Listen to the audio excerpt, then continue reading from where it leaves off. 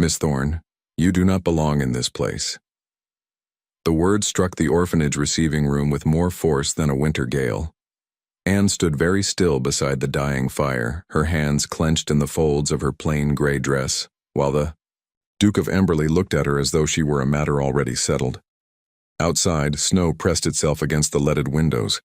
Inside, a duke had come to St. Catherine's. For her. Mrs. Hollis hovered near the door, stiff with suspicion and badly hidden curiosity. No child left at an orphanage doorstep grew into a woman expecting miracles. And no woman of 23, raised among damp stone walls and charitable neglect, learned to trust a nobleman who arrived carrying her name like a verdict. Anne forced herself to breathe. His Grace was tall, dark-haired, severe in feature and manner, his gloved hands resting lightly behind his back as though the miserable room, the cracked plaster, the smell of old damp and burnt tallow were all things he had trained himself not to notice. Yet his blue eyes missed nothing, least of all her. "I beg your pardon, Your Grace," Anne said quietly. "There must be some mistake." "There is none." His answer came without hesitation, and that frightened her more than anger would have. "Done." He took one measured step closer. The candlelight sharpened the hard lines of his aristocratic face. "Your mother was Helen Thorne," he said, "and your father was not the man you have been told to imagine or to forget." Anne felt the room tilt. She had never known her mother's Christian name, never known whether the woman who bore her had been cruel or frightened, wicked or desperate, dead or merely faithless. She had only known what the sisters told the younger children when they cried at night, that some mothers were weak, some were sinful, and some promises were never meant to be kept. Who was she? Anne asked. For the first time since entering the room, something altered in the Duke's expression. Not softness. Something quieter, more dangerous. A restraint that suggested he disliked the answer himself. Helen Thorne was the daughter of a Bristol merchant, he said. She was cast out when her condition became known. She later found employment in Kent. She died in London after giving birth to you. The truth arrived without tenderness. Anne was grateful for that. Tenderness from strangers always came too, late, but she could not steady the pounding in her chest. My father, she said, the word foreign on her tongue. Who was he? Mrs. Hollis drew in a breath so sharply it sounded like cloth tearing. The Duke's jaw tightened. Edmund Ravenshire, he said at last. Earl of Ravenshire. Silence fell, not the ordinary silence of the orphanage, made of duty and cold and swallowed tears. This was a heavier thing. It seemed to gather under the ceiling and press against Anne's ribs until she thought she might choke upon it. An earl. She stared at the Duke, unable to reconcile the roughness of her own hands with the enormity of what he had said. She had spent 23 years believing herself too insignificant to be wanted and too burdensome to be noticed. Yet now a noble title had been laid at the edge of her life like a blade. Mrs. Hollis found her voice first. This is absurd, she snapped. Any woman might claim, I have not come here with gossip, madam. The Duke reached into his coat and withdrew a folded legal paper sealed in red wax. His tone remained controlled, but there was steel in it now. The Earl of Ravenshire acknowledged Miss Thorne privately before his death. He left written proof together with a trust established in her name. Income from commercial property in Bristol, shipping interests, and an annual allowance of £1,200. Mrs. Hollis sat down abruptly. Anne did not. She could not have moved if the room had caught fire around her. £1,200. The figure meant almost nothing in practical terms. It was too vast, too remote. She only understood that it was not the sort of sum attached to pity. It was the sort attached to guilt. Why now? She whispered. The Duke's gaze did not leave her face. Because your father lacked courage while he lived, he said, and because dying men often discover conscience when it can no longer cost them comfort. It was a harsh answer. It was, also, Anne sensed, an honest one. She looked down at the paper in his hand. Somewhere in London, an earl had died. Somewhere before that, a gentleman had chosen silence over scandal, reputation over love, and left a woman to die alone. And all the while, Anne had scrubbed floors, mended children's stockings, and learned not to expect anyone to claim her. No wonder she felt less astonishment than fury. "What is required of me?" she asked. A flicker crossed his face, almost approval. "Your inheritance is protected," he said, "but the will imposes a condition. Until you are 25 or married, your affairs must be overseen by a legal guardian." Anne lifted her eyes slowly. "And that guardian is you?" "Yes." The single word fell between them like the closing of a lock. "I am Alistair Harcourt, Duke of Emberley," he said. "And by the Earl's will, I have come to take you to Emberley Hall." Mrs. Hollis muttered something under her breath about impropriety. Anne scarcely heard it. All she could see was the Duke standing before her like a doorway to another life. One she had not asked for, one bought with belated remorse, one that might finally give her a name only to bind her to a stranger's authority. Outside, the snow kept falling over London, soft and relentless. Inside, Anne Thorne stood in the wreckage of everything she had believed about herself and wondered whether rescue, when it came this late, was merely another form of ruin. Anne did not sleep that night. The orphanage lay quiet beneath the weight of snow, the corridors stilled, the younger children long since surrendered to restless dreams, but her mind refused such mercy. An earl. The word circled endlessly, refusing to settle. She sat on the narrow bed she had occupied for years, her hands folded tightly in her lap, as though stillness might restore order to a life that had been quietly overturned in a single afternoon. For 23 years, she had belonged nowhere. Now she belonged to a name she had never spoken, and to a man who intended to take her away from everything she had known. Not kindness, not comfort, authority. That was what unsettled her. At dawn, she made her decision. Alistair. Harcourt did not expect hesitation. He stood in the courtyard of St. Catherine's, the carriage waiting, its black lacquer dulled slightly by frost. His driver kept a respectful distance. Servants knew when silence was required. Still, he found himself watching the orphanage door longer than necessary. He had met many women of society, fragile, trained to please, eager to secure advantage. But Anne Thorne did not resemble them. There had been no tears, no gratitude, no pleading, only quiet resistance. That made her unpredictable. The door opened. Anne stepped out with nothing but a small cloth bundle in her hands. No trunk, no farewell procession, no sentimental display. 23 years reduced to what she could carry. For the first time since accepting Edmund Ravenshire's charge, something like discomfort stirred in Alistair's chest. "Are you ready?" he asked. Anne met his gaze. Yes. No embellishment, no hesitation now, only decision. He inclined his head once, then turned toward the carriage. They sat opposite one another. Proper distance, necessary distance. Anne kept her eyes fixed on the window as London unfolded around her. Streets she had never walked. Houses she had never entered. Lives she had only imagined from behind cold glass. People moved with purpose, with belonging. She felt neither. "You will find Emberley Hall different," Alistair said after a time. "Different from an orphanage?" She replied softly.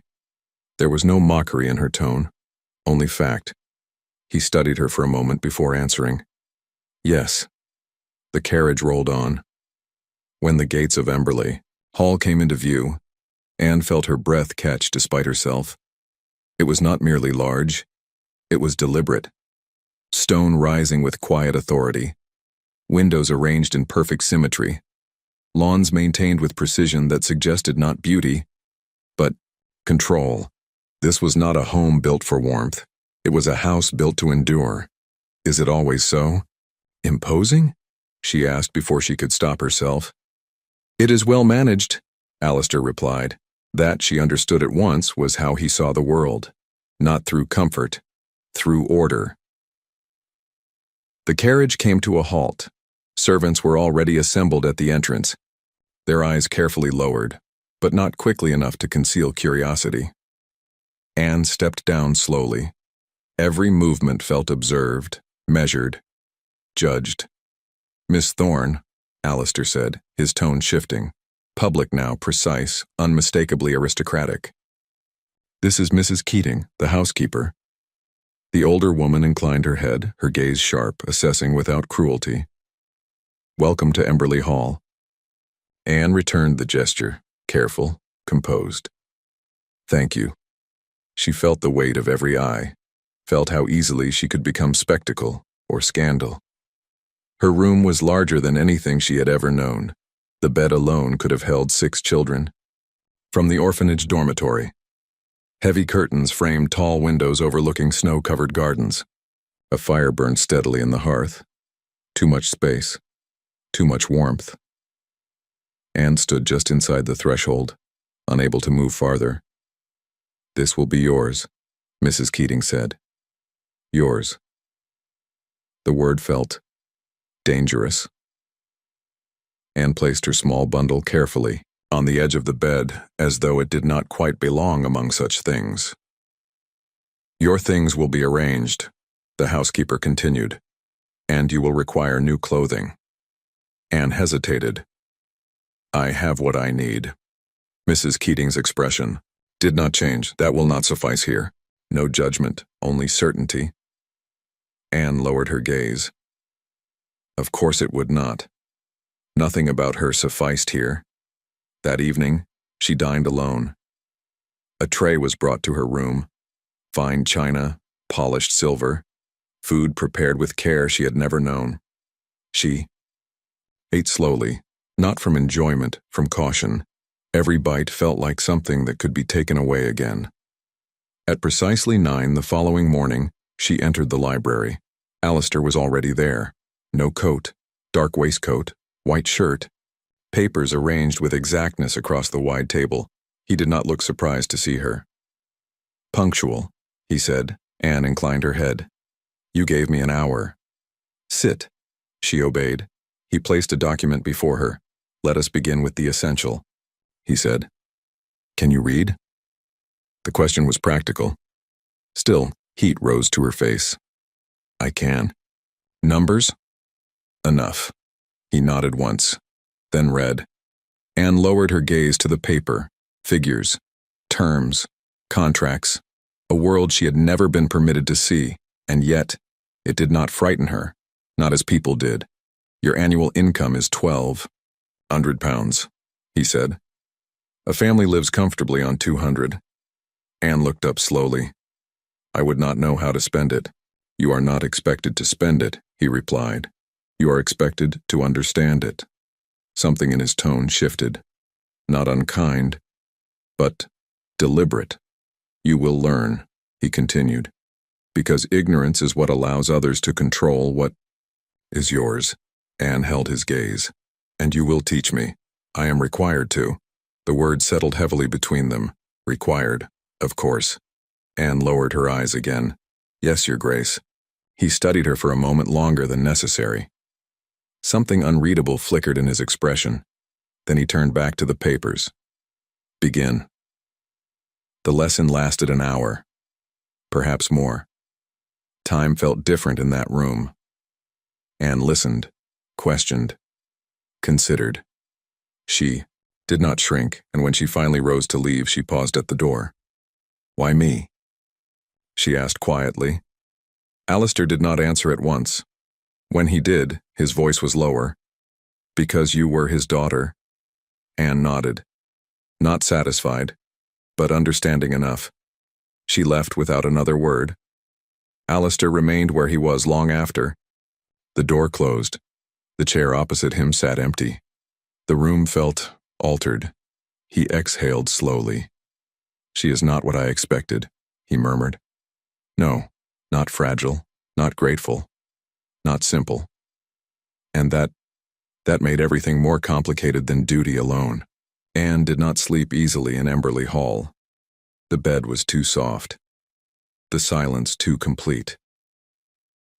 At St. Catherine's there had always been sound, children whispering, floorboards shifting, distant footsteps in the corridor.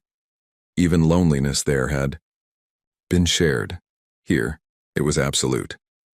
She sat by the tall window long after midnight, watching frost gather along the glass, her reflection faint and unfamiliar in the pane.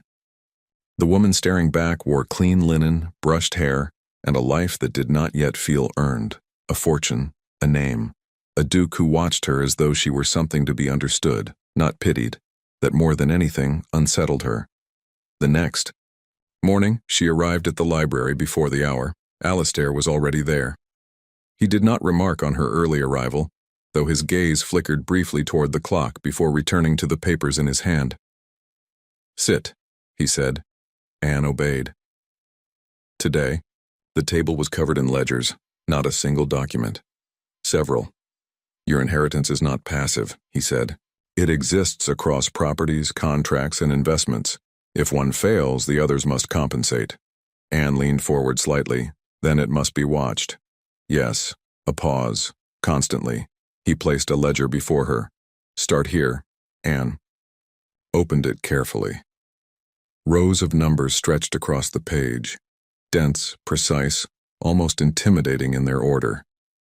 But as she read, something shifted. Not fear, recognition. "These figures do not align," she said after a moment. Alistair stilled. "Explain." She pointed to a column. "The revenue here is lower than the previous quarter. But there is no explanation recorded, no loss noted." He moved closer. Too close. Close enough for her to feel the quiet heat of his presence beside her, the faint scent of leather and winter air that clung to him. Close enough that her breath caught. "You are correct," he said. His voice had changed. Lower, more focused. "There should be a report attached." "There is none," Anne replied. She turned her head and found him watching her, not as a duke, not as a guardian, as something else. Something she did not yet have a name for. The moment stretched, then broke. Alistair stepped back abruptly, reclaiming distance with practiced precision. "I will write to the administrator," he said. "Demand clarification." Anne closed the ledger slowly. "May I draft the letter?" He looked at her again, evaluating, measuring, then, "Yes." The word came, without hesitation. Something in her chest tightened, not fear, not uncertainty, something closer to recognition. The lesson continued, more complex now, less guided. Alistair no longer simplified his explanations. He expected her to follow, and she did, not perfectly, but quickly. "You learn faster than most," he said at last. Anne did not look up. "I have had practice," she replied. "At what?" She hesitated, then answered quietly, "At paying attention." Silence followed, not empty. Heavy. Alistair watched her differently now, less guarded, more aware, as though something had shifted without either of them agreeing to it. When the hour ended, Anne gathered her notes carefully. She stood, but did not leave immediately. "Your Grace," she said. He looked up. "Yes?" She held his gaze longer than before. "Am I to remain invisible here?" The question surprised him. It was not defiance. It was not complaint. It was something far more dangerous. Honesty. "You are not invisible," he said. "Not in this house." Anne's fingers tightened slightly around her notebook. "And outside, it?" A pause. Longer this time. The answer mattered. "To society," he said at last, "you are undefined." Anne absorbed that. Undefined. Not accepted. Not rejected. Something in between. Something vulnerable. "Then I must define myself," she said quietly. Alistair felt something shift in his chest. Unexpected. Unwelcome. "Carefully," he replied. She inclined her head. "I always have." That afternoon, Alistair did not return to his study. Instead, he remained in the library longer than necessary, reviewing documents he had already memorized. His mind was elsewhere, on a woman who should have been simple to manage, predictable, grateful. Anne. Thorne was none of those things, she observed. She adapted. She challenged, without defiance. And worst of all, she did not seek his approval, which made him notice her more. The following morning, something changed. Anne was already seated when he entered. Not waiting, working. She did not rise immediately, did not look up at once. Only after finishing the line she was reading did she close the ledger and meet his gaze. "Good morning." He stopped. For a moment, only a moment, he saw not a ward, but a woman seated at his table as though she belonged there. The realization unsettled him. "Good morning," he replied, his voice quieter than usual, controlled, too controlled. "Continue," he said. But as he took his place across from her, he understood something he had not expected to feel so soon. This was no longer instruction, it was engagement. And that was far more dangerous. When Anne left the library that day, she did not look back. But she felt it. His gaze, following her, measuring something he had not yet allowed himself to name. And for the first time since arriving at Emberley Hall, Anne felt something unfamiliar rise beneath her careful composure. Not fear, not uncertainty, but the quiet, unsettling awareness that she was no longer merely being taught. She was being seen. 3 weeks passed, 3 weeks of mornings in the library, of ledgers and letters, of measured voices and carefully maintained distance. And yet, something had changed. Not in what was said, but in what was no longer avoidable. Alistair had begun to anticipate her. That, more than anything, disturbed him. At precisely 9 each morning, Anne entered the library, always composed, always punctual, always carrying that small notebook she treated as though it were a map to a life she had only just begun to claim. And, each morning, despite himself, he noticed the steadiness of her step, the quiet confidence that had begun to replace the restraint she once wore like armor, the way she no longer hesitated before speaking. It was progress. It was also dangerous. "You have altered the Bristol figures." The observation came without preamble. Anne looked up from the ledger before her. "I reviewed the contract again," she said. "The tenant has held the warehouse for 12 years at a reduced rate. The clause is unfavorable." "It is binding," Alistair replied, "only because it has not been challenged." A pause. He watched her carefully. "And you would challenge it?" "Yes." No hesitation. No apology. Alistair leaned back slightly. On what grounds? Anne turned the ledger toward him, her finger resting lightly against a line of ink. "The value of the property has increased. The tenant benefits disproportionately. If renegotiation fails, we offer extended terms in exchange for fair adjustment." He did not answer immediately, not because she was wrong, but because she was not. "That is strategic," he said at last. Anne lowered her gaze. "It is practical." "No," he corrected quietly. "It is both." Something passed between them then. Not praise. Not quite. Recognition. And it unsettled him more than admiration ever should. Later that day, Alistair stood alone in his study, a glass of untouched brandy in his hand. He should have been satisfied. The estate was thriving. The accounts were secure. His responsibility, his obligation, was proceeding exactly as required. And yet, he found himself thinking not of contracts, but of the way Anne had spoken. Not seeking approval, not deferring, simply deciding. It was not how society trained women. It was how it feared them. He exhaled slowly. "She is becoming independent far too quickly," he murmured. And that should have pleased him. It did. It also made something else far more difficult to ignore. The shift became undeniable the following morning. Anne was already in the library when he entered, not waiting, working. A stack of correspondence lay open before her, several marked with notes in her careful hand. She did not rise immediately. Only, after finishing what she was writing, did she look up. "Good morning, Your Grace." There was something different in her voice. Not disrespect, not familiarity. Something quieter. Confidence. "Good morning," he replied. He crossed the room slowly. "What are you reviewing?" "The East India Company reports," she said. "There is a discrepancy." Of course there was. "There is always a discrepancy," he said. "Not always one that matters," she replied. He stopped beside her. Too close again. Close enough to see the faint crease between her brows when she concentrated. Close enough to notice that she no longer shifted away. "What have you found?" he asked, and pointed to the figures. "Dividends have fallen 8%, she said. But there is no explanation. It is recorded as normal fluctuation." "And you do not believe it is?" "No." She turned her head slightly. And their eyes met. The air changed. Subtle, immediate, unavoidable. Alistair felt it before he understood it. A stillness that had nothing to do with silence, a proximity that had nothing to do with distance.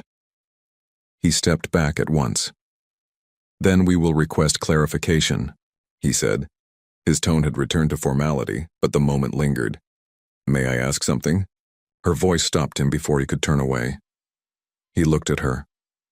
"That depends." Anne hesitated, not from uncertainty, from care. "Why do you do this?" she asked. He frowned slightly. "Do what?" "Teach me," she said. "Truly teach me. You could simply manage the estate until I'm 5 and 20.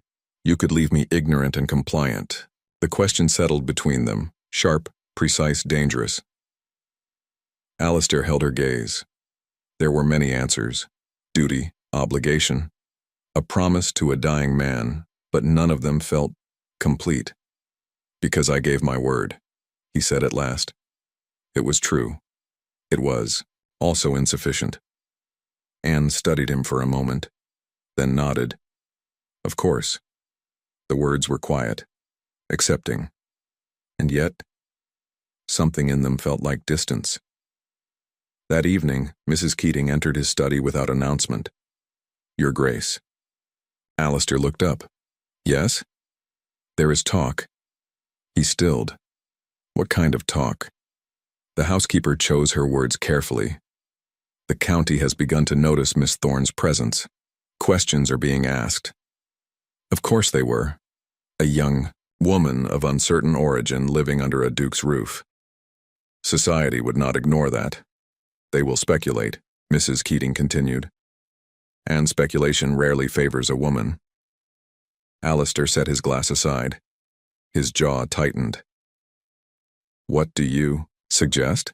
"A controlled introduction," she said, "before the rumors define her." He did not answer immediately because he understood what that meant. Ballrooms, drawing rooms, whispering nobles, judgment dressed as politeness. Anne placed before them all, exposed, measured, possibly dismissed. "No," he said at last. "Too quickly, Mrs." Keating's eyes sharpened. "Your Grace, she is not ready." The words came firm, final. But even as he spoke them, he knew. That was not the entire truth. Mrs. Keating inclined her head slightly. "As you wish." But the silence she left behind carried something unmistakable. Doubt. That night, Anne stood, alone in the garden. Snow had begun to melt, leaving the earth dark and damp beneath her feet. She should have felt grateful, safe, transformed. Instead, she felt something else entirely, awake, aware, and increasingly seen. She closed her eyes briefly, then opened them again, because she understood something now. Her life had not simply changed. It had begun, and somewhere. Within Emberley Hall, a duke who called her a duty, was beginning to look at her as something far more dangerous. 5 weeks at Emberley Hall changed everything, not loudly, not dramatically, but in quiet, irreversible ways. Anne no longer walked as though she might be dismissed. She no longer spoke as though her voice required permission, and most dangerously, of all, she no longer thought of herself as temporary. Each morning at 9 she entered the library not as a guest, nor as a burden, but as someone expected. Someone necessary. Alistair noticed. He noticed far more than he allowed himself to acknowledge. The way she no longer hesitated before questioning a figure. The way she corrected herself without apology. The way she absorbed complexity with a focus that rivaled his own. It should have pleased him. It did. It also unsettled him in ways he could not afford. There is a flaw in this contract. Anne's voice broke the morning stillness. Alistair looked up from his correspondence. Where? She turned the paper toward him. Here, she said. The clause assumes consistent import costs, but trade routes have changed. The agreement is no longer balanced. He rose, crossed the room, stood beside her. Too close again. Close enough that he could see the faint flush in her cheeks, not from embarrassment, but from concentration. Close enough that he became aware, with unwelcome clarity, of her presence. You would amend it, he said. Yes. And if they refuse? Then we make refusal costly. The answer came without hesitation. Alistair exhaled slowly. That is not how most women are taught to negotiate. Anne did not look at him. I was not taught, she said quietly. I learned. Something tightened in his chest. Respect. Yes. But something more threaded beneath it. Something far less controlled. The moment came without warning. They both reached for the same document. Their fingers brushed. Not deliberately. Not avoidably. Just contact. Brief. Electric. Anne stilled. So did he. Neither withdrew immediately, and in that suspended second, something unspoken surfaced between them. Not impropriety. Not yet. But awareness. Raw. Unfiltered. Alistair pulled his hand back first, too quickly, as though the contact had crossed a line he had not prepared to face. We will proceed with your revision, he said, his tone restored to formality with visible effort. Anne lowered her gaze. Yes, Your Grace. But her hand remained where it was for a moment longer, as though she too had felt it. Later that afternoon, Anne sat alone in her room, her notebook open, but forgotten. She stared at the page without seeing it. Her thoughts returned again, and again to that single moment, a touch that should have meant nothing. A gesture that should have passed unnoticed, and yet, it had not. She pressed her fingers lightly against her palm, as though recalling it. That was dangerous. She knew it. From the beginning, he had been clear. Guardian duty, nothing more, and she had no right to imagine otherwise. But imagining was no longer required, because something had already begun. That evening, Alistair did not dine. Instead, he remained in his study, the fire burning low, untouched documents spread before him. He had made a mistake, not in law, not in management, in control. He had allowed proximity, allowed attention, allowed something far too subtle to be easily corrected. She is your responsibility, he said aloud. The words felt insufficient, because responsibility did not explain why he noticed her when she entered a room, why he anticipated her questions, why silence felt altered in her presence. He closed his eyes briefly. This had to stop. It would stop. The next morning proved otherwise. Anne entered the library precisely at 9, as always.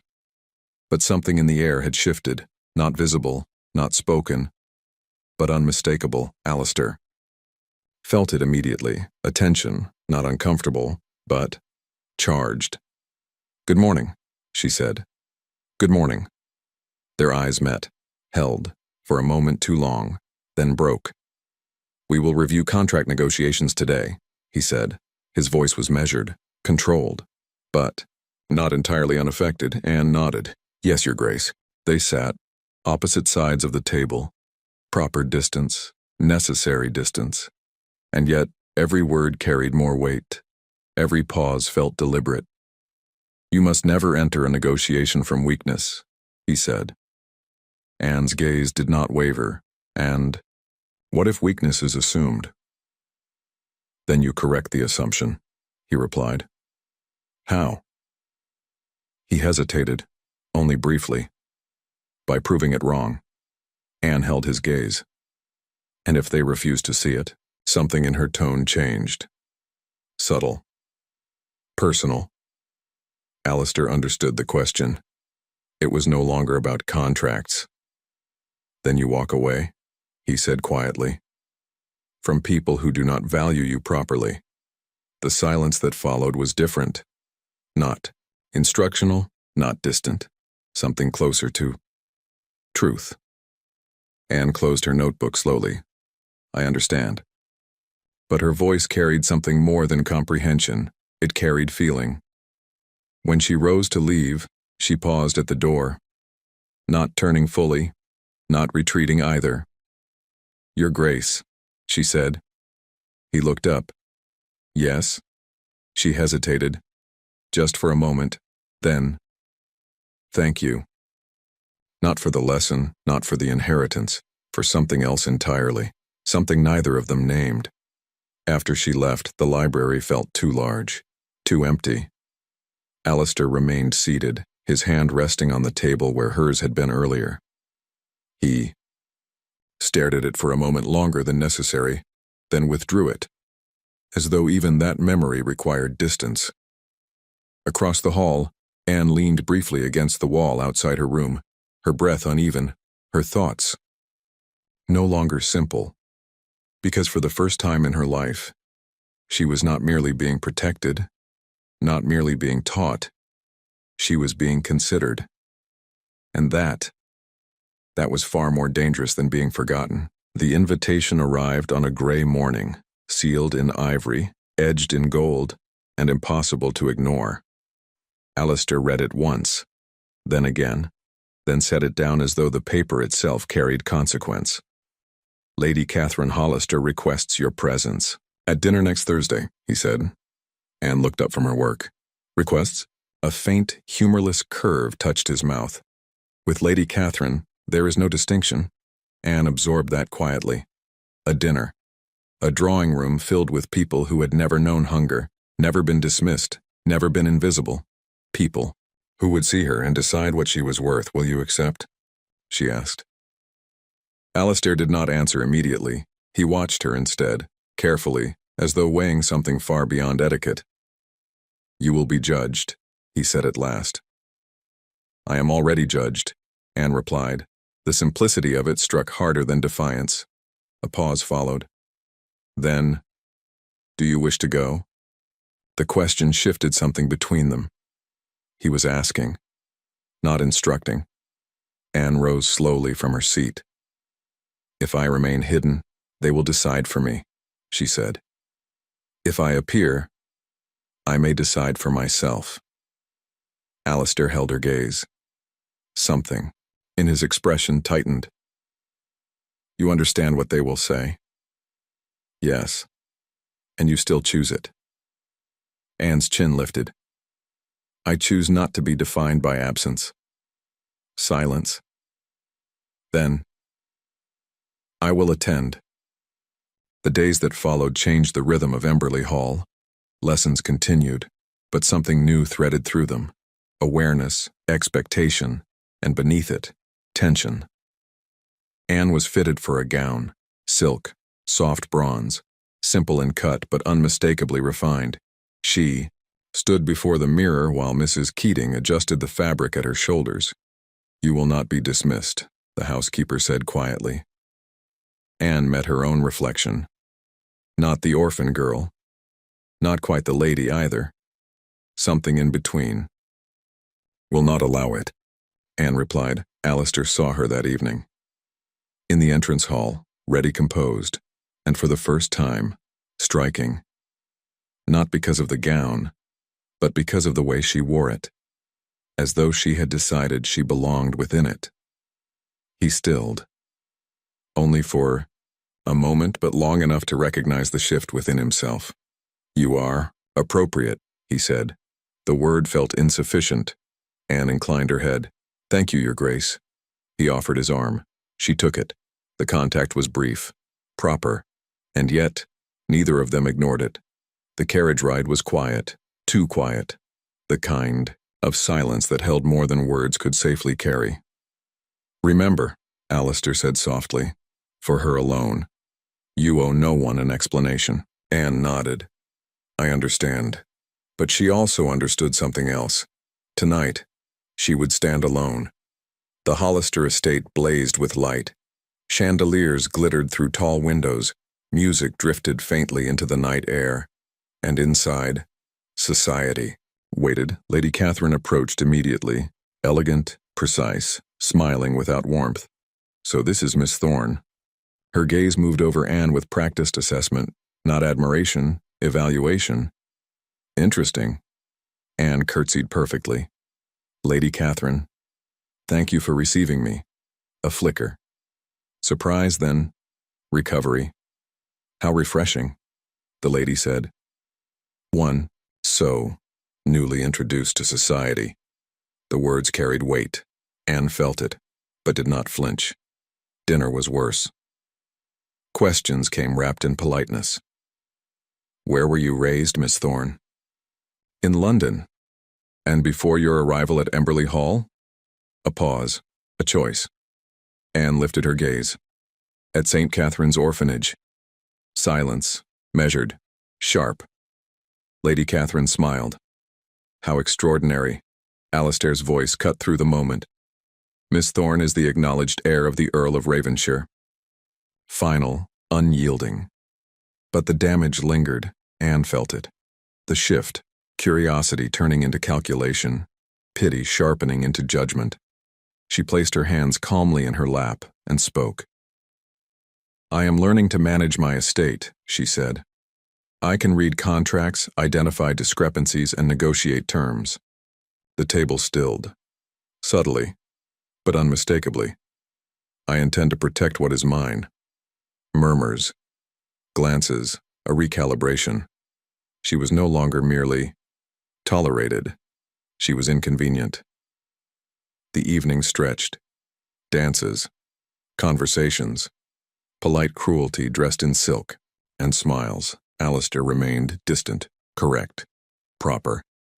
But each time their eyes met, there was something else. Not protection, not quite, something closer to alignment. When they finally left, the cold night air felt like release. The carriage door closed. Silence returned, but it was no longer empty. "I was inconvenient," Anne said quietly. "You were honest," Alistair replied. He shifted, not away, closer, deliberately. Anne felt it. The change. The choice. "Teaching you," he began. Then stopped, his voice lowered, more careful. "Has ceased to be only obligation." Her heart stilled. "Then what is it?" she asked. He met her gaze. Fully, for the first time without distance between them. "It is noticing you," he said. "More than I should." A pause. Heavy, real, and not being able to pretend otherwise. Anne did not look away. "I feel it too." The words came without hesitation, without defense, without fear. That was the moment everything changed. He kissed her, not reckless, not hurried, a deliberate choice, firm, controlled, and undeniable. When he pulled back, the world felt altered, irreversible. "What happens now?" Anne asked softly. Alistair closed his eyes briefly, then opened them. Resolute. "Now," he said, "we do what we must." The words were steady, but the cost of them, already visible, because both of them understood, This was no longer simple, no longer safe, and no longer something that could remain hidden. The letter arrived the next morning, sealed with Lady Catherine Hollister's crest, delivered with unnecessary speed. Alistair broke the wax in silence. Anne stood across the library, her hands clasped tightly before her, as though bracing for something she already understood. He read only the first lines, then stopped. His jaw hardened. "It has begun," he said quietly. Anne did not ask what, she already knew. By afternoon, the whispers had spread. Not loud, not vulgar. Worse, refined, calculated. The Duke has grown charitable. A fortunate girl. A convenient arrangement. The words moved through drawing rooms and carriage rides, through glances exchanged behind fans and smiles that did not reach the eyes. They did not accuse directly. They suggested, and suggestion in society was far more dangerous. Anne heard it once, twice, enough. 3 months passed, and the world did not grow kinder. Invitations thinned, conversations cooled. Doors remained politely open, but never welcoming. Anne adapted, not by retreating, by becoming undeniable. She managed her estate alone. Every contract, every negotiation, every decision, she increased her income, corrected losses, rejected poor terms without hesitation, and slowly, reluctantly, society noticed, not her past, her competence. Still, the whispers did not stop, because the true question was not her worth. It was him. 6 months, 6 months of distance, of restraint, of discipline that cost more than either had expected. Alistair saw her rarely, only when necessary, always correct, always distant, but never unaffected. And Anne, she learned what freedom truly meant. Not safety. Choice. On the first morning of the 6th month, Anne woke before dawn. Not from unrest, from certainty. That evening, Emberley Hall was lit, not for society, not for spectacle, for decision. Anne descended the staircase alone. No hesitation, no doubt. Her gown was simple, elegant, chosen, not assigned. At the foot of the stairs, Alistair waited, still, controlled, and yet not untouched. For a moment, neither spoke, because everything had already been lived, everything had already been risked. "You are free," he said at last. The words were steady, but they cost him. "I have been," Anne replied. She stepped closer. Not as a ward, not as an obligation, as a woman choosing her path. "I have been free," she continued, "for months." His gaze sharpened. "And?" Anne held it, unflinching. "And I choose." A pause. Then, you. Silence. Not empty. Complete. Alistair closed his eyes briefly, as though steadying something too powerful to release carelessly. "Say it again," he said quietly. Anne stepped closer. Close enough that distance no longer protected either of them. "I choose you," she said. "Not because you found me. Not because you taught me. Not because I needed you." Her voice softened. "But because I do not." That was the moment he moved. Not as a duke, not as a guardian, as a man. He took her hand, firm, certain, and for the first time, without restraint. "You will be judged," he said. "Yes. You will be questioned. I already have been. They will not be kind." Anne's lips curved faintly. "Neither was the world before you. Something broke. Not control. Fear. I will not hide you," he said. "I will not defend you quietly." His voice steadied. "I will claim you." The words settled between them like a vow. Not spoken for comfort, spoken for truth. Days later the county gathered again. Another dinner. Another room filled with measured smiles and sharpened curiosity. But this time, they arrived together. Anne did not walk behind him, nor beside him. She walked with him. Lady Catherine watched, waiting, expecting, calculating. Alistair did not hesitate. "Miss Thorne," he said clearly, his voice carrying across the room, "will soon be the Duchess of Emberley." Silence fell, complete, unavoidable. No explanation followed, no justification, none required. Anne stood beside him, not defended, not explained, recognized, and in that moment, the whispers changed, not gone, but weakened, because certainty had replaced speculation, because choice had replaced assumption. Later, when the room had recovered its composure, when conversation resumed in careful tones, Anne felt his hand brush hers, not hidden, not denied, present. She did not look at him. She did not need to, because, for the first time in her life, she was not being defined, not by absence, not by rumor, not by silence. She was chosen, and more importantly, she had chosen back. And somewhere between an orphanage door and a ballroom declaration, Anne Thorne had become something far greater than an heir. She had become a woman who belonged, not to a name, not to a title, but to her own decision. And the Duke who once called her an obligation had finally learned the difference between duty and love.